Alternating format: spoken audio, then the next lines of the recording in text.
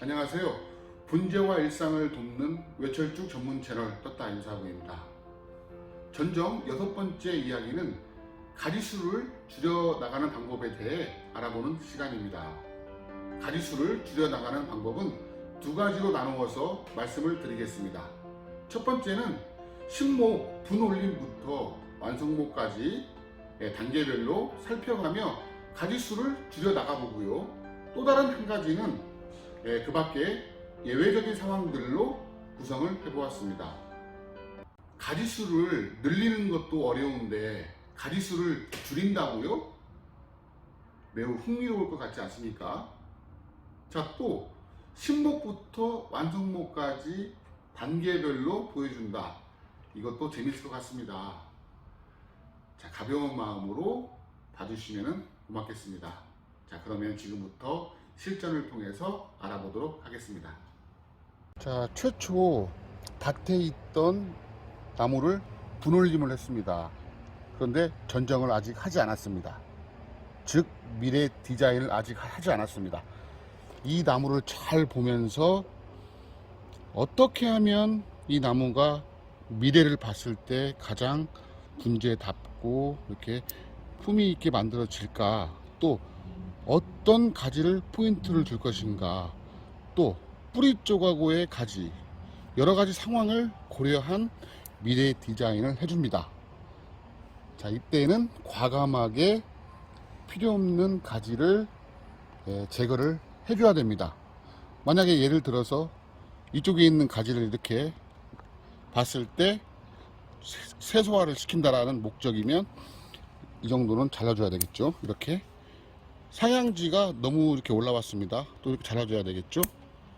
자, 이렇게 해서 미래의 디자인을 하나씩 해주면서 가지를 이렇게 가지와 가지 사이에 난 가지도 잘라줘야 되겠죠. 자, 이렇게 미래 디자인을 해주면서 이 나무의 꼴을 만들어 나가는 것입니다.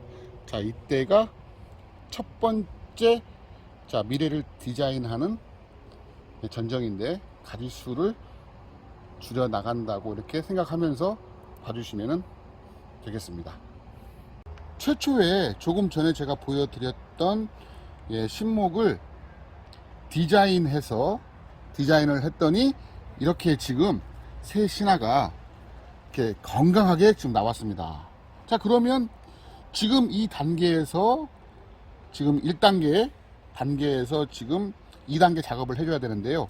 여기서 필요한 가지를 선별하고 또 필요 없는 가지는 오늘 학습할 내용인 가지수를 줄여줘야 됩니다. 자, 가지수를 줄여줘서 자, 이렇게 만들어졌는데요. 지금 보시면 이 손바닥 모양처럼 가지 선반들을 다 만들어 줬습니다. 필요 있는 가지만 선택을 해서요. 자, 이때는 상향지나 또 이 각 가지마다 새로운 신화가 활발하게 나와주는 또 역할을 해야 될 시점입니다. 자, 이렇게 한 전정이 2단계라고 말씀을 드리겠습니다. 자, 2단계 전정을 이렇게 마치면은요, 새로운 신화가 막 나옵니다. 막 나와서 이제 3단계로 들어가는데요. 지금 보고 계시는 이 3단계의 나무는 또 가지수를 줄여가면서 필요 있는 가지만 선별하여서 이렇게 철사거리와 전정을 마쳤는데요. 이때는 3단계 때에는 준완성목으로 가기 전 시점입니다. 자, 이럴 때는 여기 잘 보시면은요, 2단계에서 상향지들을 막 받았는데 이런 상향지 결정을 해주는 겁니다. 더 많이 있었습니다. 그런데 지금 이 나무는 광림이라는 품종인데 광림은 중륜에 해당합니다. 자, 그러면 이 상향지가 너무 가까이 있거나 이러면 가지가 너무 밀생하게 되는 것입니다. 3단계에서는 꼭 크기를 고려해서 상향지와 기본 가지 수를 결정함으로써 준 완성목으로서의 가는 방향을 잡아주는 역할을 하는 것입니다. 이 단계가 3단계입니다. 조금 전 3단계에서 4단계로 이제 넘어왔는데요. 3단계에서 말씀드린 상향지나 기본 가지들이 확정이 되고 결정이 되었기 때문에 이쪽 지금 준 완성목이 거의 된 것 같습니다. 자, 3단계가 굉장히 중요하죠. 결정되는 단계. 그 다음에 4단계에서는요, 가지수가 이렇게 많을 수 있습니다. 꽃몽울이죠. 자, 그러면 이 거리를 좀 많은 곳은 좀 잘라주어서 이렇게 거리를 유지시켜 주고요. 또 부족한 데는 여기 한번 보실까? 이게 부족한 데에는 좀 더 위로 키워줘 가지고 그다음에 잘라줘서 가지수를 늘리는 작업을 해서 이 공간을 채워주는 역할을 하는 것입니다. 자, 그래서 이 단계는 지금 4단계라고 볼 수 있습니다. 자, 준 완성목을 거쳐서 이제는 완성목이 되었습니다. 제가 완성목이 되는 기준을 말씀을 드리겠습니다. 자, 이렇게 꽃이 있으면 꽃몽울이고요. 꽃이 없으면 잎눈이 되겠죠. 잎눈. 자, 이 품종은 옥경이라는 품종인데 옥경은 중륜에 해당합니다. 중륜의 꽃은 5cm에서 7cm 사이라고 했습니다. 자, 그러면 이 꽃 간격은 제가 꽃의 반지름이라고 했습니다. 지난번 스페셜 시간에도 배웠고요. 자, 그러면은 이렇게 잘 보시면은 이렇게 3cm 간격으로 유지가 되어 있을 때 완성목이라고 할 수 있습니다. 근데 여기서 오늘 핵심 내용인 가지수를 줄이는 방법에 대한 내용이었죠. 자, 그러면은 여기서는 꽃이 이렇게 딱 붙어 있을 때 어떤 그 형태를 보면서 3cm를 유지하면서 여기는 너무 붙어 있으니까 여기에 가려 있는 이 꽃봉오리는 화기 시즌에 꽃을 피워내기가 어렵습니다.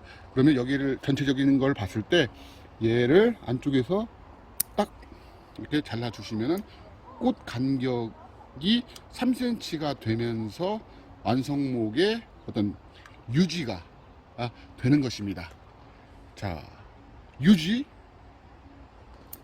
여기서 또 중요한 게 완성목은 유지입니다. 이대로 계속 있을까요? 그렇지 않죠. 시간이 지나면 계속 뭐 이렇게 가지들이 이렇게 올라오고 또 꽃도 피고 막 여러 가지 어떤 게 생리적인 작용을 할 것입니다. 자, 이때 지금까지 배웠던 우리가 스킬을 이 나무에 발휘를 시키면서 이 완성목을 유지해 나가는 거 굉장히 중요한 것 같습니다. 오늘 처음에 말씀드린 두 번째 이야기, 그 밖에 예외적인 상황들입니다. 자, 거기서 가지를 갱신시킨다는 게 있는데요. 조금 노후화가 되면은 새로운 가지가 나왔을 때 바꿔주는 거 하나가 있고요. 자, 그 다음에 지금 여기 잘 보시면은 지금 제 이 손과 손 사이에 상향지가 없습니다. 자, 그래서 이 뒤쪽에 나 있는 상향지를 앞쪽까지 조금 이렇게 좀 밀어 올려서 이 공간을 메꾸어 주려고 하고 있습니다. 자, 그런데 시간이 지나서 이쪽 없는 자리에서 가지가 하나 이렇게 올라옵니다. 쭉 올라왔을 때 뒷가지를 쓸 것인가, 지금 좋은 자리에 나 있는 이 가지를 쓸 것인가 라는 어떤 그런 부분이 있습니다. 그러면 하나는 제거를 해야 되겠죠. 그런데 이때는 지금 저 같으면은요, 이 상황에서는 여기서 난 이 좋은 위치의 가지를 사용을 하고 너무 뒤쪽에 있는 가지는 제거를 시키면서 가지수를 줄여 나가는 일들을 해야 될 것 같고요.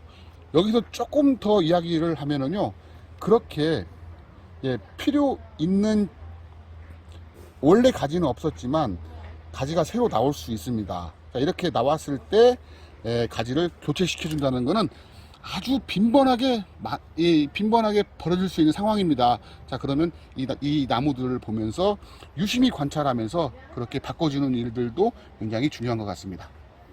사람의 인생도 먼 길을 가는 나그네와 같다고 했습니다. 자, 최초 신목으로부터 완성목까지 단계별로 봤을 때 각 1년씩 걸립니다. 그러면 4, 5년 정도가 걸려서 완성목으로 만들어지는 것입니다. 그렇듯이 완성목까지 도달하는 과정이 분재를 즐기는 방법이 아닌가 싶습니다. 자, 오늘 영상 마치겠습니다. 감사합니다.